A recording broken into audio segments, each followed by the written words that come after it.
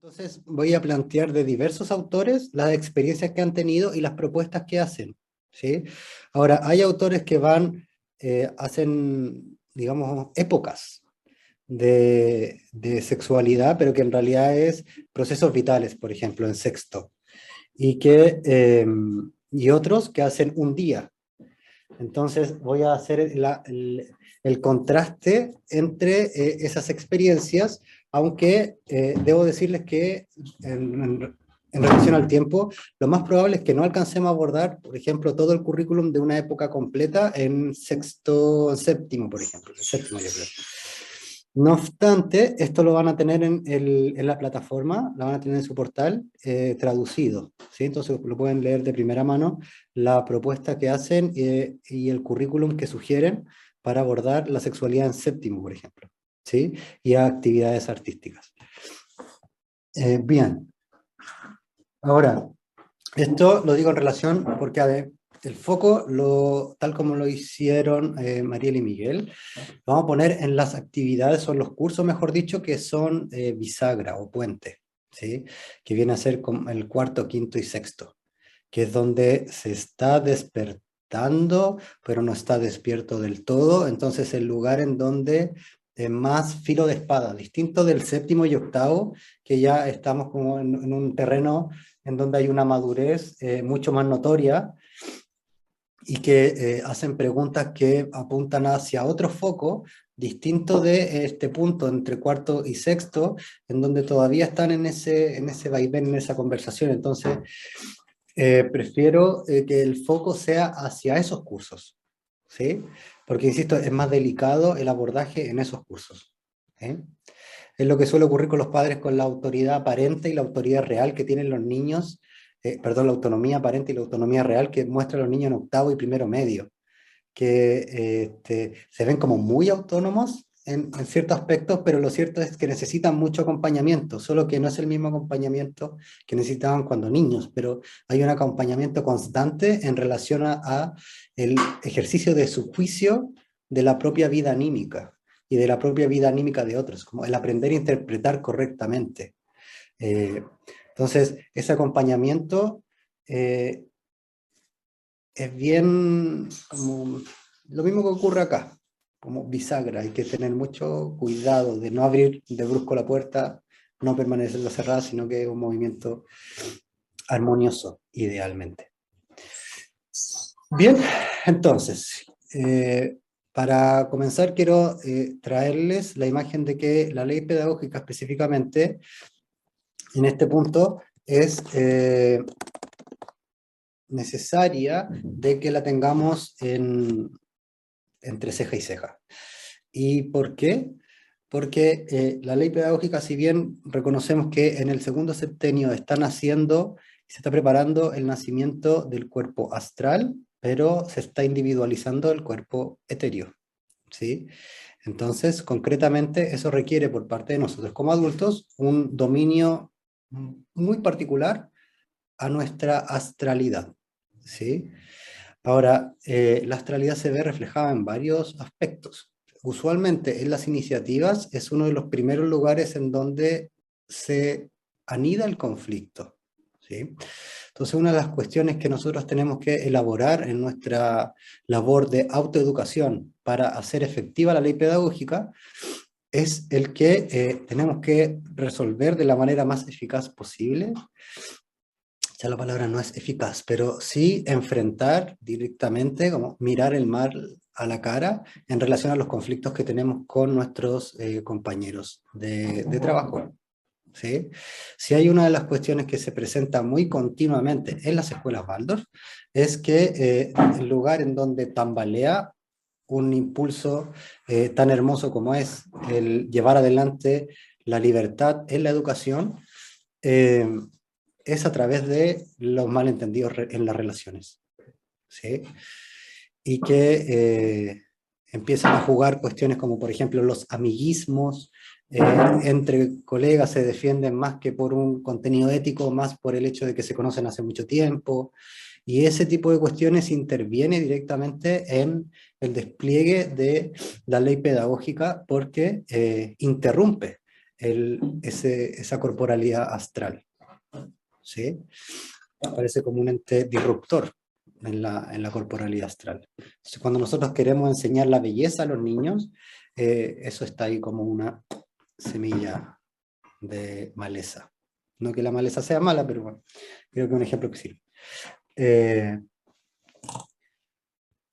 Ahora, si vamos un paso más arriba, ya cuando nos acercamos al séptimo, octavo, una de las cuestiones que, si bien todavía el cuerpo astral no nace del todo, pero sí tenemos que reconocer que ya desde los 12 años, digamos, se ha prematurizado el nacimiento de las corporalidades, ¿sí? Entonces ya en séptimo estamos viendo que aparecen ciertas características que son manifestación de que el cuerpo astral se está individualizando en ese cuerpo, ¿sí? Entonces ahí requiere la educación sexual en particular, el ejercicio del yo del adulto, y en un punto central, y es eh, el que yo tengo que tener conciencia de el qué estoy educando cuando educo sexualidad. Y eso, insisto, que va mucho más allá de lo físico, y va mucho más allá incluso de lo anímico, y se acerca al plano de lo espiritual, propiamente tal. Entonces, eso yo no se lo enseño directamente a los niños, ni a los jóvenes de séptimo octavo, pero sí tiene que vivir fervientemente en mí que es eso lo que estoy enseñando, ¿sí? Y para eso tengo que tener conciencia. Entonces, y es uno de los motivos por el cual la antroposofía parte por el conocimiento, como su pilar básico. Entonces, si comprenden esto, entonces tenemos que pasar a un momento siguiente de lo que es la enseñanza de la sexualidad, ya de cuarto en adelante, y es a través de la trimembración, ¿sí? Cuando digo esta palabra, a las personas ya debiera, digamos, como surgir algo de qué significa la trimembración, pero igual lo voy a poner, que es cabeza, o pensar, es el tórax, tórax lleva acento en alguna parte, y el lado, que es el sentir, y los miembros, que es la voluntad, ¿sí? Entonces, en este punto es que partimos desde el cuarto, enseñando la sexualidad de una manera que en realidad dice relación con el lugar que ocupa el ser humano en el universo, en todo el universo, y cómo está constituido el ser humano como reflejo de ese universo, ¿sí? Aquí entran muchos misterios muy complejos en realidad, ¿sí? Yo lo leía y lo releía y lo trataba de aterrizar y decía, no entiendo muy bien a qué se refieren con el hecho de que, sobre todo los misterios de la voluntad, ¿sí?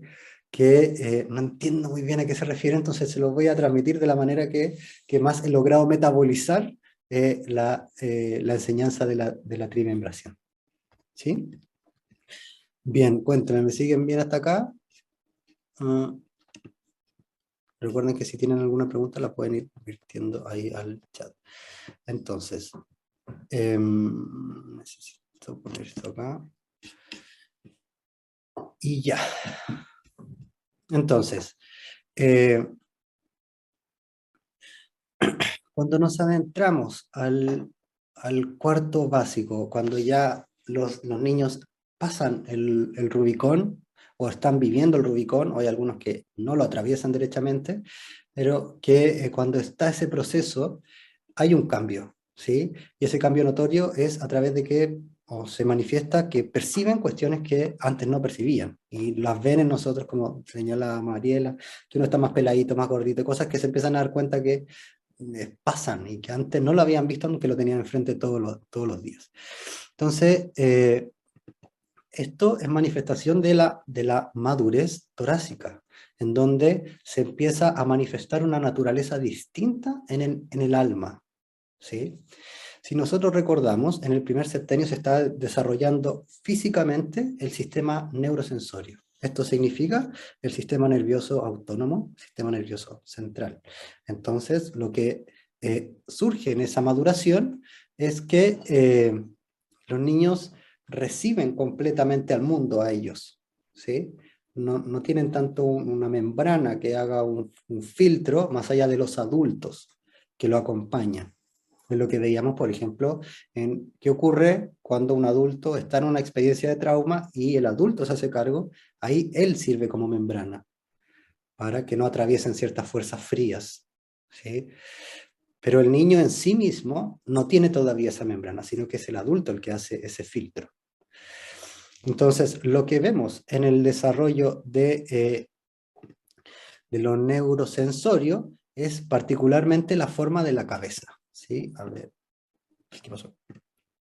Entonces, este es un dibujo que Steiner trae, si bien recuerdo, es en el estudio del hombre, sí, en el estudio del hombre, ¿sí?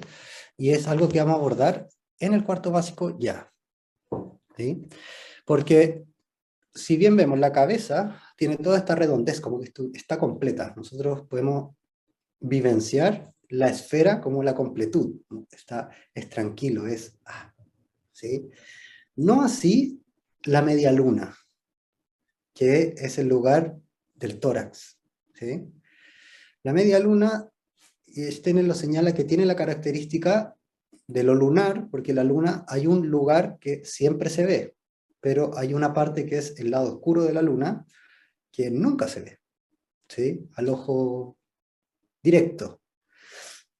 Y que esto da cuenta de la naturaleza intrínseca del sistema rítmico del tórax, que es que hay elementos que son perceptibles, pero subconscientemente perceptibles, como lo es, por ejemplo, los latidos del corazón, como lo es, por ejemplo, la respiración. Eso a nivel de lo físico, pero anímicamente, como lo son los sentimientos, ¿sí? Los sentimientos yo lo logro captar, me pasa esto, hay veces que lo logro nombrar, como bien decía Marila, hoy día los jóvenes hablan de que tienen ansiedad o que tienen preocupación o frustración y diferencian mucho mejor y tienen un lenguaje mucho más claro que lo que nosotros teníamos para referirnos a nuestra propia individualidad, ¿sí? Y esto también es característico de la maduración de los seres humanos de hoy, ¿sí? En donde ya se separa un poco el ser humano del cuerpo físico, ¿sí? Y por tanto podemos captar más cosas, pero al mismo tiempo somos más sensibles, ¿sí? Somos más traumables. Es en cierta medida cierto que los jóvenes de hoy son más frágiles anímicamente que los antiguos. Esto lo aborda Bernd Ruff en una conferencia y lo vamos a abordar en la conferencia de trauma, en donde la evolución anteriormente iba de la periferia al centro y el ser humano en cierta medida se atrapó dentro de su cuerpo y pensábamos solo racionalmente y solo materialmente, siendo el siglo XIX el estandarte máximo del pensamiento materialista racional. Pero posterior al 1899, este proceso comienza a revertirse. Entonces ya no es que se atrapa en el cuerpo, sino que comienza a liberarse del cuerpo, ¿sí? Entonces esto trae la consecuencia de que el ser humano es más perceptivo, por eso le podemos poner palabras más precisas a lo que nos ocurre internamente, pero a la vez es más sensible. Y por tanto una experiencia le pega más directamente. No está tanto el filtro de lo físico defendiendo, ¿sí? Entonces, lo vemos en los cambios que ha habido a nivel de la sociedad. La sociedad hoy día es más sensible, tolera muchas menos cosas que antes toleraba, ¿sí? Bien, entonces, en este terreno de la media luna, lo que nosotros encontramos que hay una parte que es visible y otra que es invisible, ¿sí? O que es relativamente perceptible.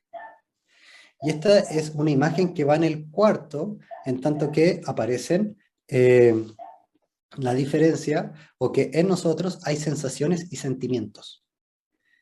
Y que, a diferencia de la cabeza, la sensación o el sentimiento, véanlo como la media luna, no puedo poner ahí la media luna, pero véanlo como la media luna, en donde hay una parte que está dibujada, pero hay toda otra parte que constituye la continuación de ese círculo, pero que yo no la veo. ¿Sí? Y es lo que ocurre con el sentimiento, cuando yo me relaciono con otro. Esto es lo que ocurre con lo social.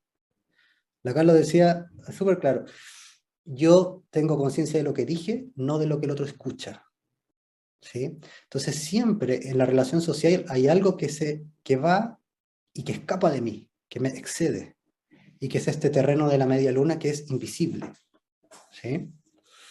En este sentido, los jóvenes, bueno, todavía son niños, tienen una visión que es arquetípica del ser humano y que les da cuenta de que en la relación social hay algo que va más allá de ellos.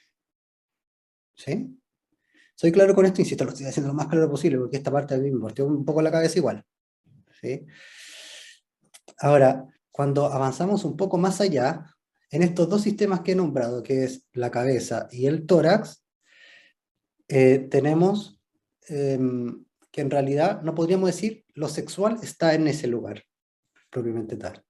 Sí está lo afectivo, sí está la claridad, pero lo sexual propiamente tal está en esas líneas tan ínfimas que están ahí agarradas de la luna como colgando, ¿sí?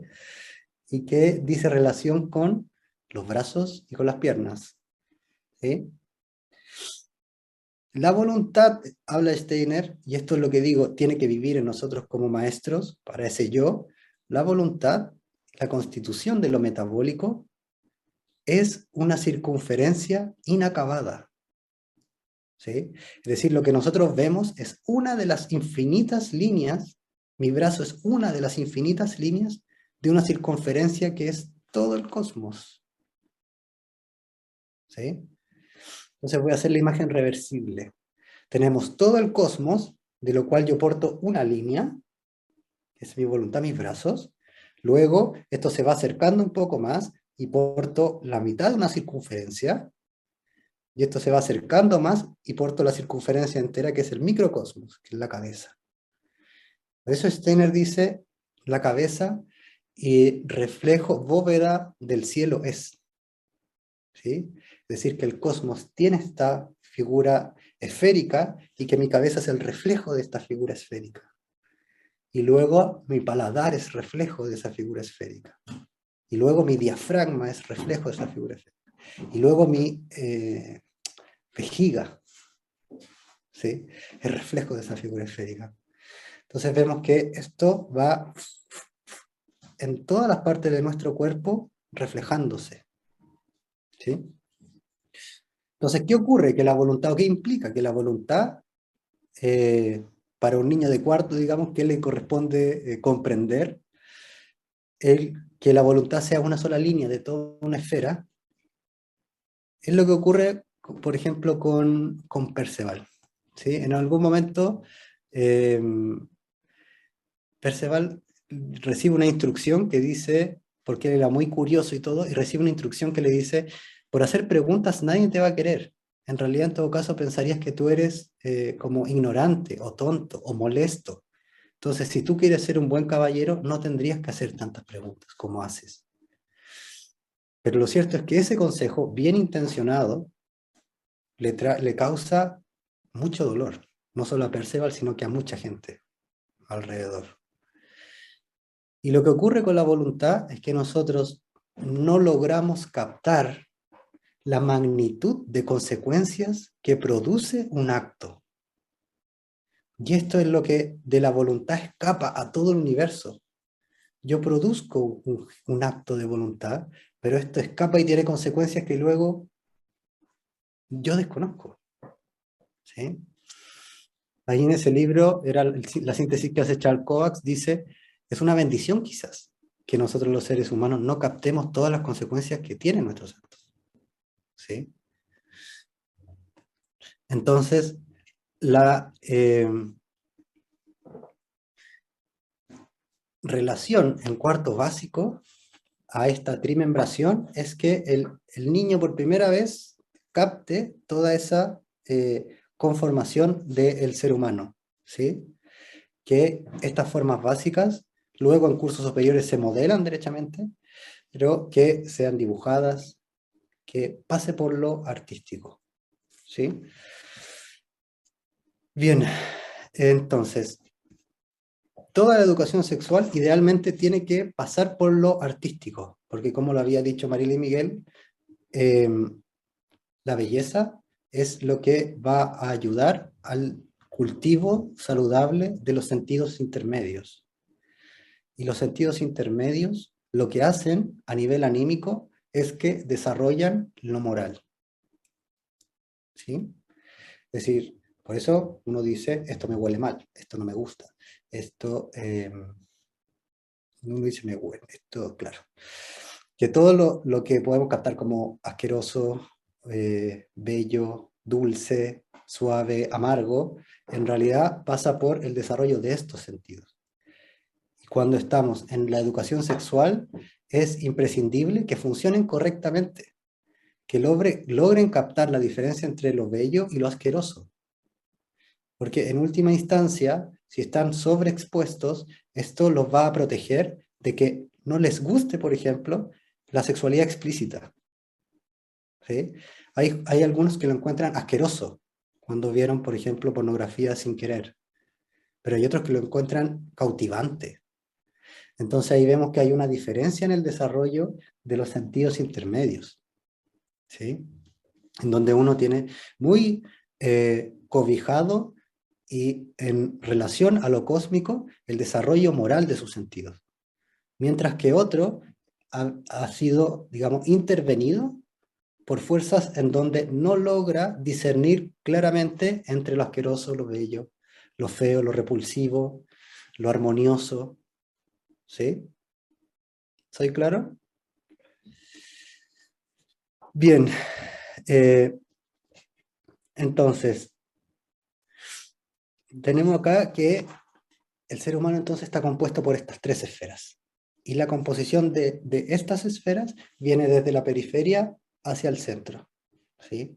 A donde lo más microcósmico viene a ser la cabeza, ¿sí? Aquello de lo cual tenemos más conciencia. Por eso yo puedo distinguir de dónde viene un pensamiento. Yo puedo hacer una línea hacia atrás. No así cuando me enfermo de la guata. Vamos, hacer una línea hacia atrás de esta sustancia estaba mal. No, digo, me comí esta re empanada, entonces me dolió la guata, pero no tengo conciencia de qué. ¿Sí? Bien, entonces, vamos a pasar directamente a el quinto. ¿Sí? En realidad considero que ahí Miguel y María lo hicieron súper bien en relación a todo lo que va el cuarto con la botánica y que, ¿estoy correcto? Sí. Toda la botánica que acompaña todas estas imágenes. ¿Sí? Quinto. Entonces, es en esos ramos en donde empiezan a aparecer, en esas épocas en donde aparecen palabras que son propias de la sexualidad. ¿Sí? Esperma, aparece óvulo, aparece el ciclo reproductivo. Como lo vimos en la clase de la semana anterior, aparece vinculado a los reinos, no directamente al ser humano en primera instancia. ¿Sí? Entonces los reinos son los que portan más arquetípicamente este principio, digamos, menos pervertido, ¿sí? Steiner lo dice concretamente, el reino menos pervertido actualmente es el reino vegetal, ¿sí? Entonces que ahí aún se conservan los principios cósmicos luminosos, ¿sí? No así el ser humano como lo hemos visto en algunos, en otras conferencias en relación a la tentación, por ejemplo, o a la metida de cola de Lucifer. Bueno, en el quinto vamos a hacer una actividad que es el misterio de lo vegetal, que es una actividad sugerida, ¿sí? Insisto que aquí vengo a sugerir actividades, aquí dice. A sugerir actividades, que en realidad ustedes la pueden tomar, como no, obviamente, pero que es una propuesta de un posible, cómo lo han logrado algunos pedagogos cuando ven que se están despertando ciertas fuerzas, que es necesario hablar de eso para que dejen de reverberar internamente, ¿sí? Nosotros traemos la sexualidad no desde una imposición adultocéntrica que es necesario que lo sepan, tal. Lo que sí podría decir, tiene relación con eso, es cuando a los niños le enseñamos la diferencia entre lo privado y lo público. ¿Sí? ¿Se acuerdan de la lección anterior? Porque ahí es necesario establecer una protección, no podemos hacer ojos ciegos de que el mal no existe, o porque estamos en el mundo antroposófico Waldorf, estas cosas no pasan. No es cierto, sí pasan. ¿Sí? La cuestión es que a veces y muchas veces no se aborda de manera tan directa, tan clara, no están los protocolos, no hay cuestiones que uno puede decir, es importante en una iniciativa pasar del estado pionero al estructurado, ¿sí? De que haya protocolos, de que haya ese tipo de cosas, que una lata porque se enfría todo a veces, ¿sí? Pero es súper necesario, ¿sí? Pasar del alma sensible al alma racional en la organización, es necesario, ¿sí? Aunque una lata, pero es protectivo, ¿sí? Entonces, en quinto, eh, entramos en lo que es el misterio de lo vegetal, ¿sí? Entonces, aquí se hace todo un momento de modelado, en donde en 3 días sucesivos se modelan distintos gestos de plantas, que pasan a ser hongo, equisetum, cola de caballo, no sé cómo ustedes, ¿sí? Equisetum. Mostaza de ajo, estoy trayendo lo que esta pedagoga sugiere. Eh, y cómo hay ciertas plantas que atraen polinizadores, eso también se modela la particularidad de sus formas, guantes de zorro, dientes de león, y para concluir con una rosa, ¿sí? Con la rosa silvestre. Ahora, en este periodo es ideal que a través de solo el gesto de la planta, logren captar la diferencia o distinguir cuando una planta es venenosa de cuando no, ¿sí? Porque hay algo en el gesto que es manifestación de la esencia de la planta, ¿sí? O de saber qué tipo de la planta. Ahora, una vez pasado este primer momento, que viene, voy a poner acá modelado, pasamos a la relación que tiene el Sol, en donde desde un punto de vista imaginativo se trae la imagen de que el Sol hace y produce que broten las semillas. Entonces, en ese momento sí se modelan los rayos solares, en donde la modelación de un rayo solar, a ver, voy a adelantarme un poquito, se puede ver, a ver, no sé si se ve claramente esta imagen, se puede ver acá en cómo queda muy similar al esperma, o a la línea, ¿sí? En la sexualidad es súper notorio entre hombre y mujer la diferencia entre la línea y la curva, ¿sí? En donde a través del espermatozoide se ve la línea, evidentemente, y el óvulo la curva, ¿sí?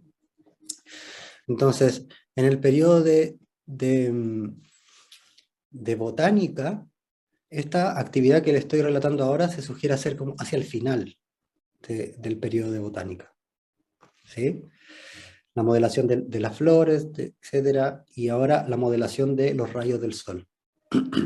Aquí pueden ingresar naturalmente la narración de las abejas, ¿sí? Si es que no ingresó antes, que es aquí de manera muy de la mano, ¿sí? Que dicho sea paso, si bien subí muchas cosas a la plataforma, me faltó subir esa, ¿sí? Entonces, tengo pendiente, ahora lo recuerdo, la vida de las abejas. Ahora,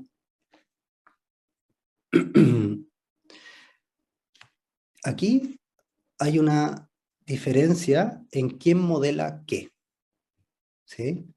Porque ya en quinto comienzan a captar la diferencia entre, o mejor dicho, como ciertas metáforas, en donde la flor roja, circular, que tiene un ciclo, se acerca con el ciclo lunar, comienzan a captar, las niñas sobre todo que son más despiertas o sea, más maduras, este 2 años APP, el que se está hablando de otra cosa, ¿sí?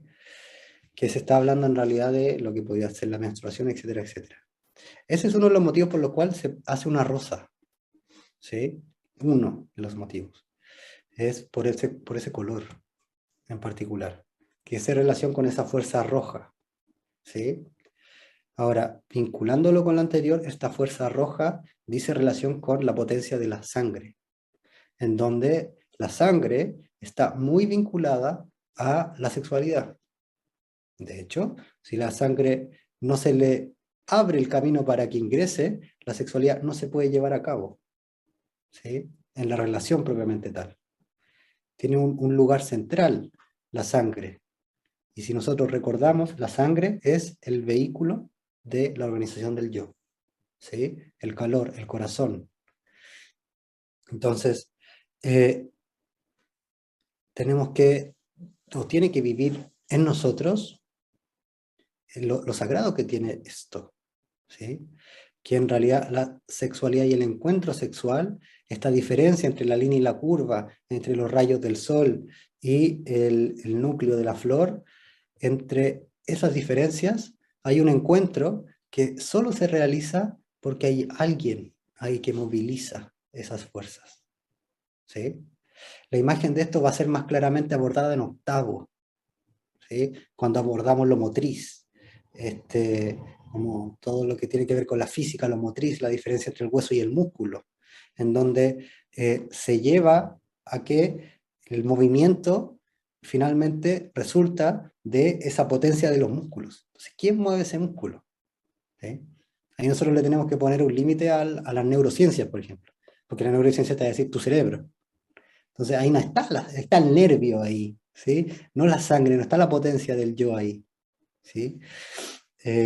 Sino que lo queremos llevar hacia el que uno tiene un interés, tiene un motivo por el cual se mueve.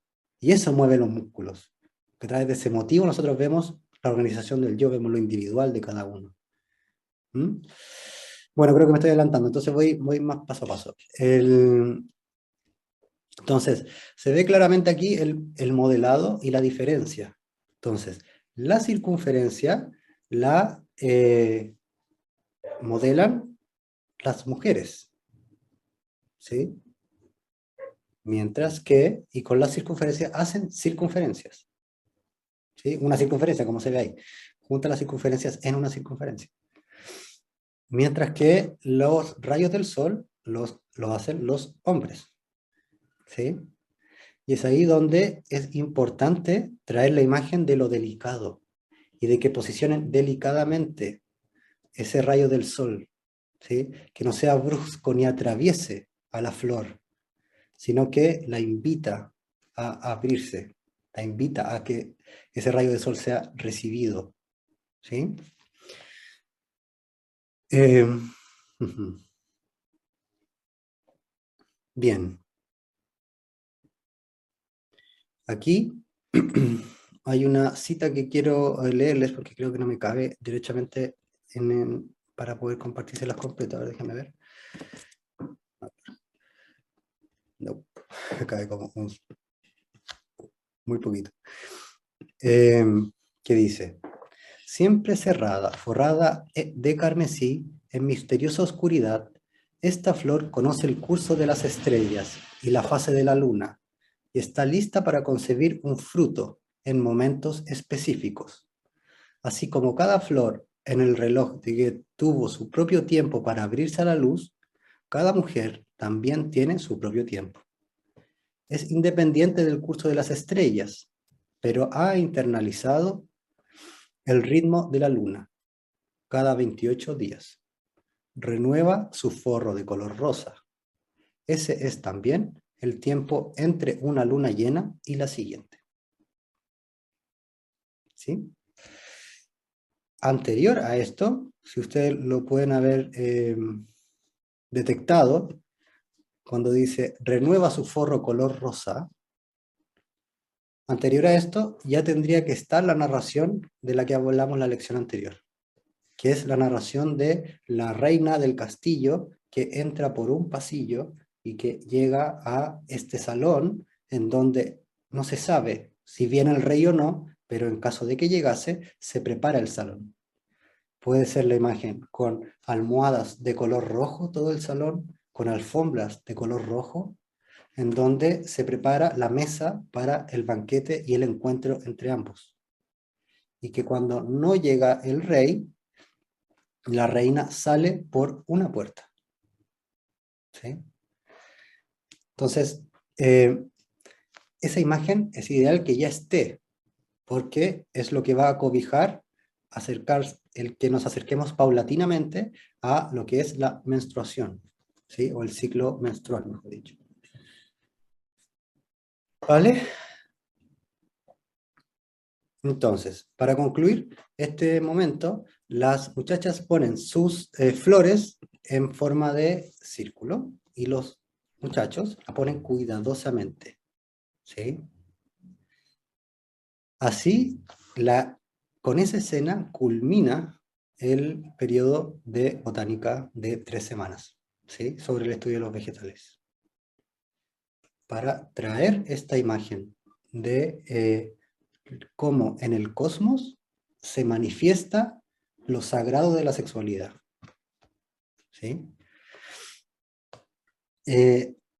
Las experiencias, esto lo hicimos el año pasado con un sexto, porque no lo habían hecho en Quito, entonces digamos como que había que traerlo. Y en realidad es muy particular el entorno que se forma, ¿sí? Es como si anímicamente percibieran eso sagrado que está ahí y que lo vivencian. La autora que propone esta actividad dice que para esa última clase fue el médico escolar, fue la fisioterapeuta y fueron algunos apoderados. Y todos relataron como adultos percibían que los niños sí lo percibían, lo sagrado que hay ahí. ¿Sí? Bien, ahora, esto podemos continuarlo en lo que dice relación con el nacimiento humano. El bebé es el fruto de la madre. Su cuerpo era la flor, su alma la hoja, pero la raíz está en el espíritu. El padre guarda las semillas de luz de ingeniería vital. Sus pensamientos llenos de luz acompañan el camino del bebé en crecimiento. Esta es una de las imágenes que podemos, digamos, vislumbrar en relación al nacimiento humano como el reflejo de lo que ocurre en la naturaleza, ¿sí? Entonces, que el bebé es fruto de la madre, su cuerpo, la flor. Vemos este cuerpo que se abre al mundo. Su alma, la hoja, pero la raíz está en el espíritu.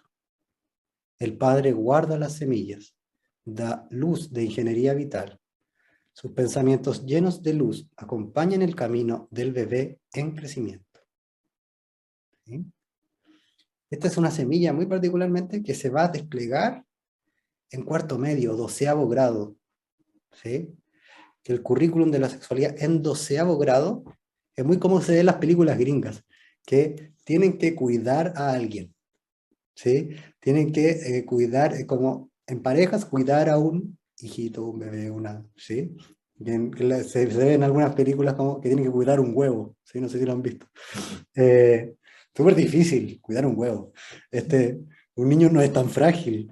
Pero la cuestión es que esta imagen del cuidado, en donde la madre tiene un lugar y el padre tiene un lugar en relación a la claridad, el proteger esa semilla para acompañar el camino de crecimiento, eso luego se va a desplegar en cuarto medio, ¿sí? O 12º grado, porque en México tienen bachillerato, creo que es, ¿sí? Ese último año, vale. Entonces, bien, no sé si tienen preguntas hasta el momento, ya veo que no. Bien, entonces, hay otra, esta es una de las propuestas para quinto, ¿sí?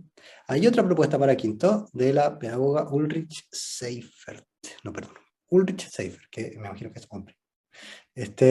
Y que es un pedagogo que se da cuenta que en realidad ya muchos de sus estudiantes fueron expuestos a algo, ¿sí? Pero ve una cierta inquietud que no logra verbalizar, y esa cierta inquietud entonces lo lleva a plantear que haya un bloque introductorio en relación a la sexualidad, ¿sí? Entonces para esto lo hace en el último momento del quinto. Es importante que vaya al final del quinto, ¿sí? Donde ya está concluyendo el año. Ya han pasado las vacaciones de primavera acá, las de otoño allá. Entonces, que hay una maduración que por lo menos están un poco más cerca, ¿sí? No al principio de quinto. Eh, entonces, la pedagoga lo que hace y lo que sugiere es que anuncia que va a haber una clase en relación a la sexualidad humana en 2 semanas más, ¿sí? Luego de anunciarlo, pone una cajita, la cajita de las preguntas, ¿sí? En donde la cajita pueden vertir sus preguntas y va a ser absolutamente anónimo las preguntas que pongan, ¿sí? Esa lección el maestro la presenta antes en una reunión de padres, ¿sí? Presenta qué es lo que se va a abordar, porque lo que se ha visto es que usualmente después de lecciones así, los niños llevan las preguntas a la casa, ¿sí? Entonces, que es importante que esté todo el mundo enterado de lo que van a abordar, ¿sí? Ahora, ¿qué se hace en ese in situ? ¿Qué es lo que propone Ulrich? Que ese día comienza toda la clase juntos, y lo que se busca en primera instancia antes de la diferencia sexual propiamente tal es lo que viene antes a nivel evolutivo, que es el crecimiento, porque al principio los seres humanos somos muy similares, hombres y mujeres, ¿sí? Tenemos como la misma cara, etcétera, etcétera. Pero a medida que vamos creciendo nos diferenciamos. Entonces primero es la imagen del crecimiento. Entonces, a través de un juego de rol, es que se llama la atención sobre los cambios específicos que han ido viviendo en relación a sus padres, en relación a sus compañeros, en relación a sus gustos. Los cambios específicos que han tenido los hermanos mayores, ¿sí? Que lo actúen, cómo ha sido, cómo se comporta, etcétera, etcétera. Entonces, lo primero es concientizar que en realidad, tanto niños y niñas vivencian cambios. Y ese vivenciar de cambio en realidad excede lo que viene a ser una diferenciación sexual propiamente tal. Luego de eso hay una conversación, es bastante entretenido, el juego de roles usualmente genera mucha risa, y posteriormente se separan en hombres y niños y niñas, ¿sí? La cajita tenía varias preguntas, pero solo de niñas, ¿sí? Los hombres usualmente no lo preguntan abiertamente. Eh, entonces lo que hizo el maestro fue preguntarle directamente, ¿ya? Si tienen alguna pregunta en relación a algo. Y él lo iba anotando y lo iba poniendo en la cajita. Entonces ahí surgieron algunas preguntas. Ahora, niños y niñas se reparten en habitaciones separadas y que conversan algunas preguntas. Y luego vuelven a reunirse en la clase y cuentan qué es lo que han discutido en grupo con un acuerdo previo muy importante, que es que no se comparten detalles íntimos, ¿sí? Aquí siempre en la educación sexual se trabaja la diferencia entre la intimidad y lo público. Entonces hay cosas que no se pueden decir en un grupo tan abierto, ¿sí? Es importante esa diferencia. Ahora, en el quinto, propiamente tal, independiente que sea hacia el final del quinto, no es necesario entrar en detalles, explicaciones biológicas detalladas, ¿m? Sino que más bien el hecho de que existen cambios, de que hay un proceso de crecimiento, de metamorfosis, es suficiente, ¿sí? Que hay un reflejo, como es la menstruación, que revela la capacidad reproductiva activa que ahora existe en la mujer, ¿sí? La relación que esto tiene con la fase de la luna, etcétera, etcétera, como dije antes. Eso es algo que aún está en imagen y que pueden recibir. No así tanto los conceptos científicos, así puro y duro, que vemos que ya en sexto sí ingresan, porque también en el currículum ingresa física en sexto, ¿sí? Bien, como una de física, geología también en sexto.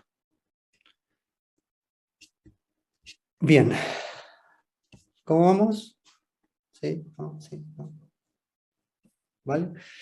Ya, ahora, son dos propuestas de dos personas distintas. En realidad yo puedo decir, a mí me, eh, digamos, me es más armónica una que la otra, ¿sí? De las propuestas que acaban de escuchar para el quinto, ¿sí? Si de mí dependiese, probablemente haría una y la otra no sé si tanto, ¿sí? Eh, ahora, en el sexto hay una propuesta que es que sea a través de una época completa, ¿sí? Hay una propuesta que es a través de un día, que lo hace la misma profesora, Ulrich, el nombre de hombre, ¿cierto? Que no lo logro, Ulrich Seifert. Entonces, que el mismo profesor hace la propuesta de que en sexto, esto que hizo en quinto, ya como hacia mitad de sexto, se retoma nuevamente la cajita de preguntas, ¿sí? Y que aparecen preguntas que yo les puedo transparentar y que lo he evidenciado, no son preguntas simples, ¿sí? En realidad parecen preguntas que son muy, muy al hueso. En un sexto ya, incluso en un quinto aparecen preguntas que son muy, muy al hueso. ¿Sí? Pero por ejemplo, las preguntas que aparecen en un sexto grado, en la cajita, uno puede encontrarse con lo siguiente. ¿Mi voz va a volver a ser como antes si me remueven los testículos? ¿Los hombres tienen un deseo sexual mayor que las mujeres? ¿Por qué? Y esta pregunta es súper específica. ¿Por qué los hombres tienen que tomar un descanso entre relaciones sexuales antes de tener una nueva erección? Una pregunta de sexto, ¿sí? ¿Cuándo uno es fértil? ¿Qué es la fimosis? ¿Qué es lo que pasa cuando pasa el cambio de voz?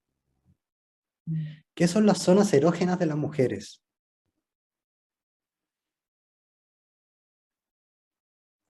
¿Las drogas hacen que las mujeres pierdan su inhibición durante el sexo? ¿Cómo es, cómo es cuando un hombre mayor duerme con una mujer más joven? ¿Qué son los estimulantes? ¿Qué es el Viagra? ¿Qué es eso de la clonación? ¿Qué son las enfermedades sexuales? ¿Sí? Esto son preguntas que viven en un sexto, ¿sí? No cualquier sexto, un sexto Waldorf, ¿sí? Entonces, son preguntas que uno, claro, los ve, están en sexto, como decía Miguel, ya no están tan armónicos, ya no son tan griegos, no obstante, aún uno no ve que sean grandes, ¿sí? Pero estas preguntas ya viven ahí, ¿sí? ¿Qué es lo que sí rescato de la segunda actividad? Es que una vez tomadas esas preguntas abiertas en un plano de discusión, lo que se ve en la observación pedagógica en las semanas siguientes es que se tranquiliza ese impulso de lo grosero en relación a lo sexual, por ejemplo. ¿Sí? Como el que no sea explícito, sino que más bien cuando surgen preguntas de esa índole, se hacen abiertas. ¿Sí? Es una de las cuestiones que uno tiene que lograr generar. Y ahí es donde cabe la pregunta, si es el profesor principal el que debiera tomar esto siempre, ¿sí? Eh, porque hay que generar un espacio en donde los, digamos, la aprehensión que tienen los púberes y las púberes es que si esto se lo vas a contar a mi mamá, ¿sí? Como históricamente las cosas que hago se las cuentas, esto se lo va a contar a mi mamá. Entonces, por eso a veces es importante que sea una persona externa, ¿sí? Yo he tenido que callarme cosas que sé que correctamente debería decir solo los padres, ¿sí? Como está pasando esto, debería decírselos. Pero si se los digo y se enteran, ya que yo lo dije, ya no me van a hablar de esto, ¿sí? Entonces ahí es donde tengo que yo hacerme cargo de que ya si pasa algo que podría ser como quizás grave o se sabe que yo sabía de antemano esto, voy a tener que bancar la consecuencia, ¿sí? Pero es ese filo de espada de que prefiero que conmigo tengan ese canal abierto y que lo hablen abiertamente, ¿sí? Obviamente hay cosas que hay que decírselo a los padres, pero hay otro estilo de cosas que uno puede considerar preocupantes, pero abordándola con ellos luego se calma ese efecto de preocupante que tenía. Bien, entonces, en el sexto, una de las sugerencias es que hay varias cosas en el currículum que me gustaría que Miguel abordase, ¿sí? Antes de entrar específicamente al sexto, ¿sí? Entonces, Miguel, pretty please. Brevemente, lo más que pueda, un poquito contarles acá los, cómo se van transformando nuestros jóvenes, y en una etapa de quinto básico en donde uno puede todavía colocar, o sea, siempre se pueden colocar imágenes, pero el alma sensible en la etapa evolutiva donde están nuestros alumnos de quinto, son mejor asimiladas. Pero ya en sexto básico, el alma racional es la que empieza a latir cada vez más, alma racional, y esto está alimentado en el currículum por toda la historia, el devenir del Imperio Romano, en donde si hay una civilización que enarbola el alma racional esplendorosamente, eran los romanos en aquella época. Eran muy prácticos. Ellos ya no tenían ese contacto directo con los dioses, sino que habían ciertos seres que podían de vez en cuando, de repente, atisbar algunos enigmas espirituales o de las divinidades, pero ya muy degradadas. Entonces nace el intelecto propiamente tal, y ellos son muy prácticos, los romanos, o sea, hay que llegar a tal parte, hacen caminos muy prácticos, hay que ir a atacar a un enemigo que vive en la punta del cerro, muy prácticos, construyen unas torres y lo hacen tranquilamente. Se pueden demorar 5 años en hacer eso, no les importa, pero lo hacen. Bueno, de eso estamos hablando. Tienen que conducir agua de un lugar a otro. Ya, está bien, se hace. No hay cuestionamiento. En el caso de nuestros alumnos de sexto básico, cuando empiezan a darse cuenta a través del intelecto de ciertas cosas o capacidades de racionamiento para entender ciertas cosas, es muy entretenido. Es como un juguete nuevo que tienen a su disposición. Entonces los adultos no tenemos que enganchar con estos atisbos de comentarios, a veces de críticas, o de otras cosas, digamos, ¿eh? Sino que es que ellos están aprendiendo justamente a través de esta nueva capacidad a implementarla, con acierto y desacierto, naturalmente.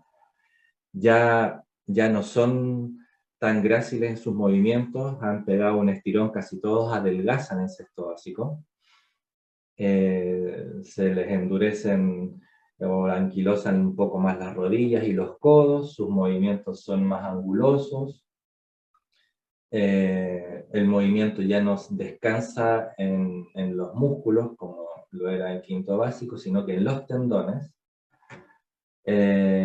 Aquí vienen los estirones, ¿ya? Los estirones, vienen las dolencias, de repente les duelen los brazos, las piernas, ¿ya? Y se produce un desequilibrio en su organismo que tienen que empezar a volver se ponen muy torpes, tienen que conquistar nuevamente su cuerpo.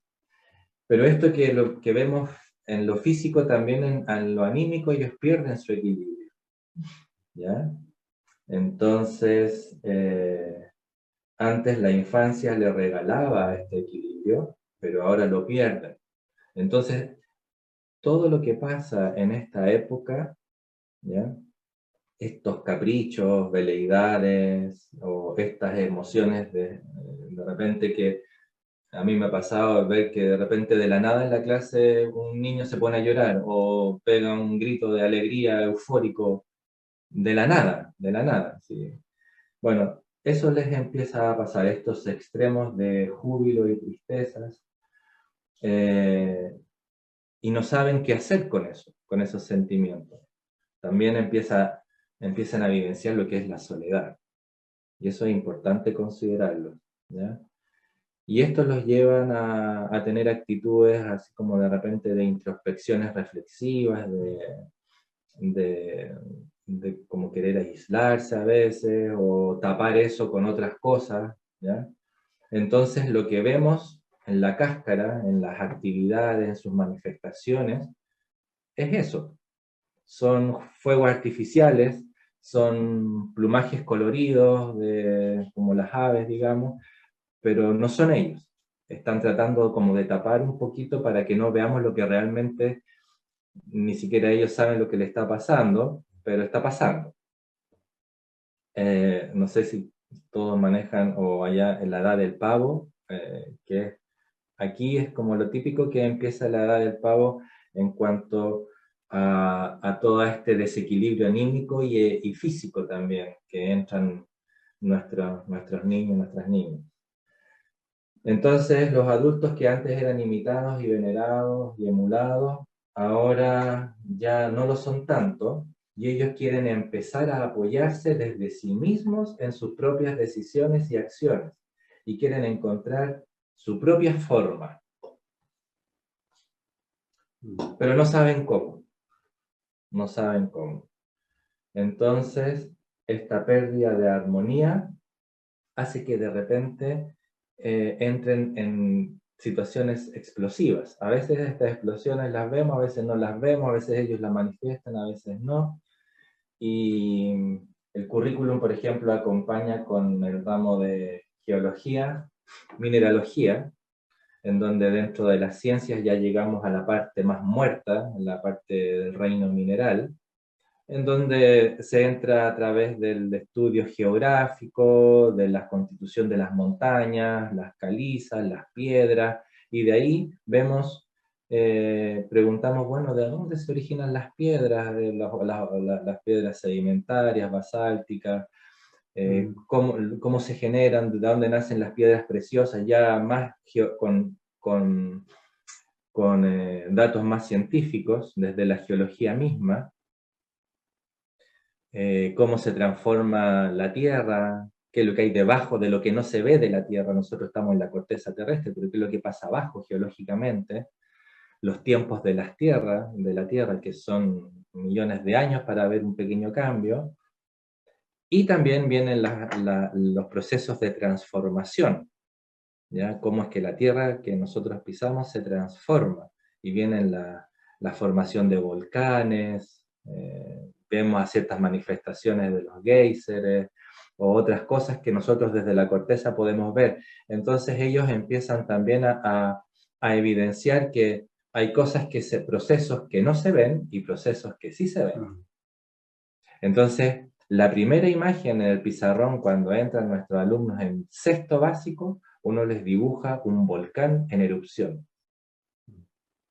con harto fuego, así con harta esquirla, con harta lava, y ahí uno lo mantiene, hasta que llega la época de geología y uno va explicando más en detalle todo lo que ahí pasa, y a ellos les encanta. Y esto viene justamente a empalmar con las vivencias interiores, en donde de repente estos desórdenes tienen unos desfogues descontrolados, ¿ya? Y a través del estudio de cómo se mueven las placas, el choque de las placas tectónicas, cómo la Tierra se fue formando. Y esto es muy bonito de ver porque ellos empiezan a querer descubrir las leyes, ¿ya? Todo esto que parece, ¿ya? Procesos paso a paso, y ellos empiezan a descubrir ciertas leyes. ¿Y cuáles son los elementos que intervienen? El calor, el frío, la luz, la oscuridad, estas cosas, en estas imágenes, siempre se puede trasuntar a lo que a uno le pasa. Se puede trasuntar a las vivencias propias que ellos van teniendo. ¿Ya? Aquí vienen los primeros eurekas de ellos, el darse cuenta de lo no visible. ¿Qué es lo que le pasó, por ejemplo, el cuento clásico de Arquímedes, en donde todos tenían en aquella época la vivencia de bañarse en tinas y cosas así, pero a él se dio cuenta de una ley detrás de eso, ¿ya? Que su masa corporal podía ser homologada a lo que se revertía de la tina. Y desde ahí en adelante la humanidad lo pudo comprender perfectamente y claramente, pero él fue el primero que se dio cuenta de eso. También pasó, y siguió pasando en la Edad Media con la teoría del péndulo y cosas así. Y ellos, al ir descubriendo estas leyes, no porque uno se las diga de entrada, sino que uno va describiendo los procesos, ¿ya? Esperando que ellos también puedan, a través de estas imágenes, ir acercándose, oye Miguel, esto pasa por esto, o esto pasa por esto, pero a través de sus propias vivencias. Jamás se les da las leyes al principio, ni nada, eso no. Eso mata la vivencia de entrada. Nada, jamás se le da el concepto, ni la fórmula, sino que todo a través de la descripción de los procesos y todo lo que ellos pueden aportar, además de lo que el profesor pueda decir, también enriquece la experiencia. Entonces, esto que ellos vivencian la pubertad como un laberinto, uno puede ir enseñándoles como herramienta, usando la nueva herramienta del intelecto, el ir descubriendo el paso a paso.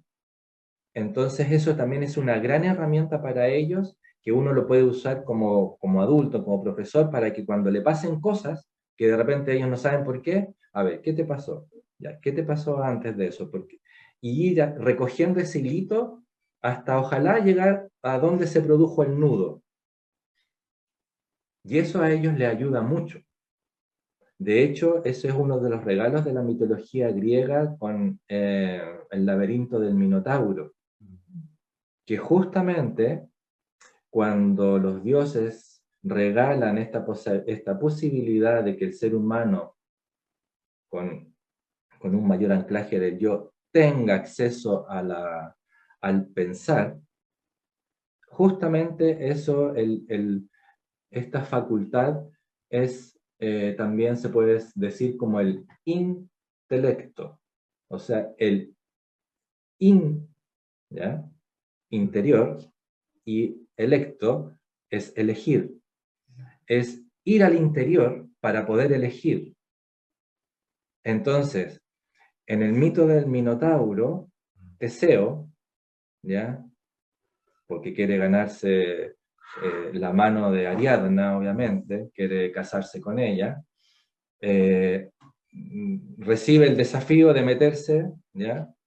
al laberinto, ¿ya? Pero no puede perderse porque todos los que se han metido se han perdido, se enredan, y ese es justamente el ejercicio del pensamiento, de poder con los peldaños de las imágenes ir paso a paso y después de saber devolverse. Bueno, esto Teseo no lo puede hacer solo, gracias a que Ariadna, que representa la sabiduría, le regala el ovillo dorado, el hilo dorado. Entonces le dice a Ariadna, llévate este ovillo y tú lo dejas a la entrada y te vas desenrollándolo, y después cuando vuelvas lo vas enrollando. Bueno, ese es el ejercicio del pensar.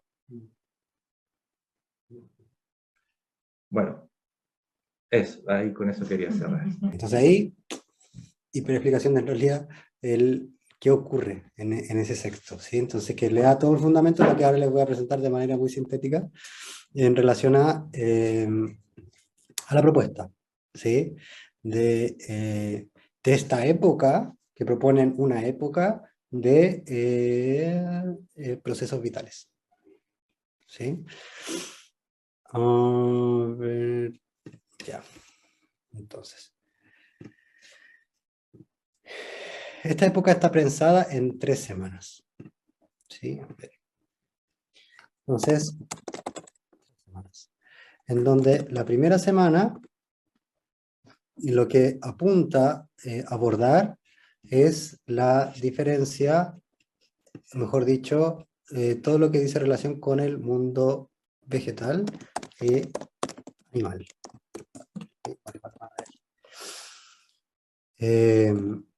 Posteriormente,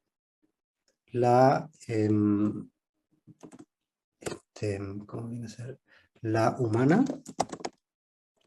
Finalmente, ya lo más específico, que es una bastante complicada, dice esta pedagoga, como lo propio de la adolescencia, ¿sí? Como que ya son temas más específicos propios de la sexualidad. Ahora, vamos a ver, porque esta última semana es una semana en realidad donde aborda ya como temas más específicos, es una semana en realidad que la sugerencia es que cada profesor vea si llega hasta allá o no. ¿Sí? Pero lo que quiero poner énfasis es en realidad en esta primera semana. ¿Sí? Hay una charla que en una de las conferencias Steiner trae la siguiente imagen. ¿Sí? Dice, de diferentes mundos se parecen entre sí.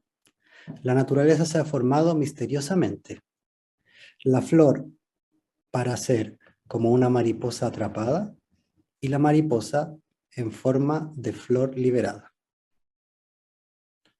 en donde trae esta imagen del pasaje entre lo vegetal a lo animal, ¿sí? O en este caso iríamos hacia los insectos, ¿sí?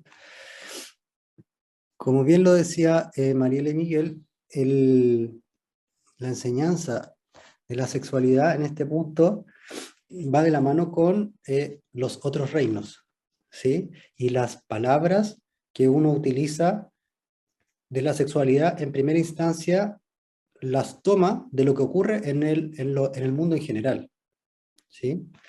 Porque ¿qué queremos hacer con la enseñanza de la sexualidad? Es que se exciten con el mundo, ¿sí? El que la sexualidad vaya en pos de que en el mundo y en un acto se enamoren de eso, para impelerse de una misión propia posteriormente, ¿sí? Hay una pregunta que usualmente las personas hacen de que, ¿cómo descubro mi meta en la vida? ¿Sí? Y ahí tiene muchos lugares a los cuales se puede recurrir. Lo primero que puedo decir es que la meta no está preestablecida, ¿sí? Entonces la pregunta es, ¿cómo la descubro? Es más bien, ¿qué requiero para decidirla? ¿Sí? Porque no podemos decir que siempre es la misma, sino que más bien nosotros nos vamos acercando a qué es esa verdad. Pero eso requiere eh, un acto, un ejercicio de nuestra propia vida en el mundo, para ir descubriendo de esto sí me entusiasma, sí me excita, ¿sí? Que es en primera instancia hacia dónde tendría que estar esa fuerza sexual que está en ciernes aún. Entonces,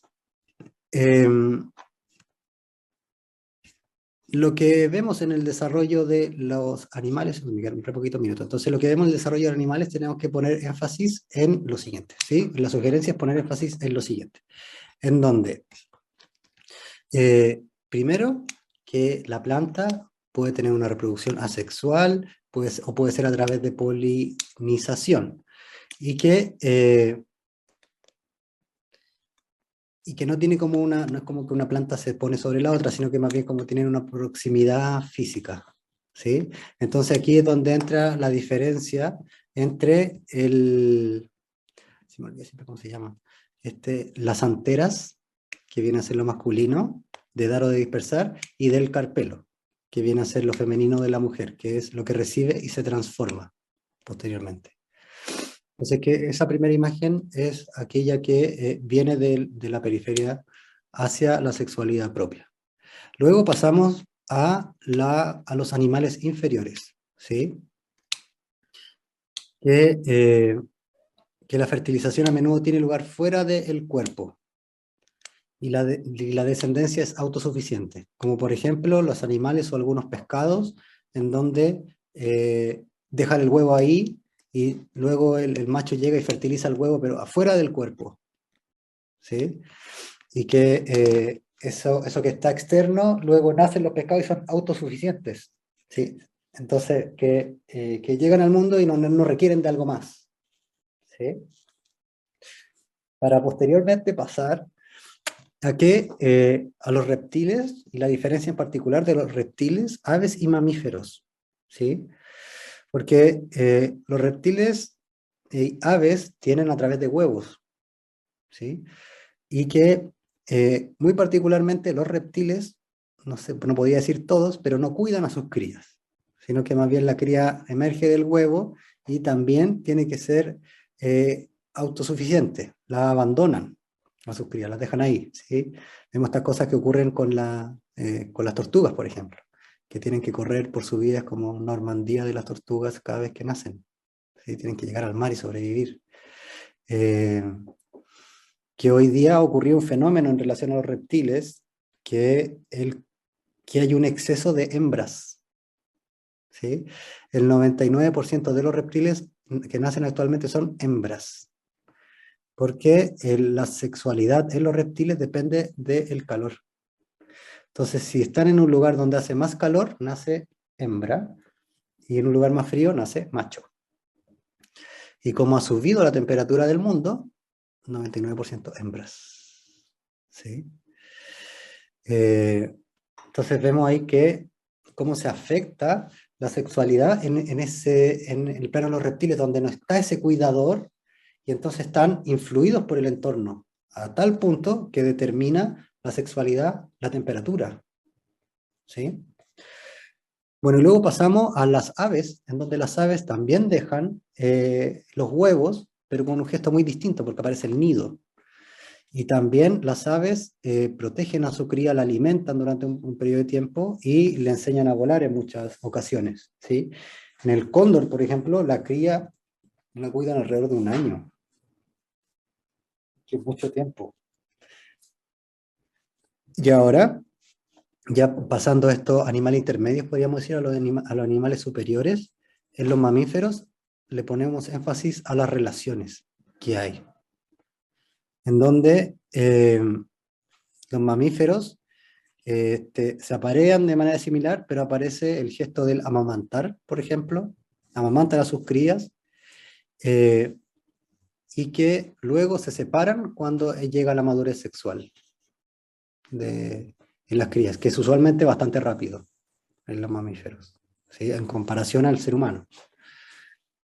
Y para pasar a un tercer momento, en donde los seres humanos, mientras tienen algunos de los hábitos de apareamiento, lactancia y común con los mamíferos, mantienen una relación de por vida con sus familiares, que eso es distinto de los mamíferos, excepto podríamos decir las ballenas y los elefantes, pero que los mamíferos en su generalidad no conservan una relación con sus miembros, ¿sí?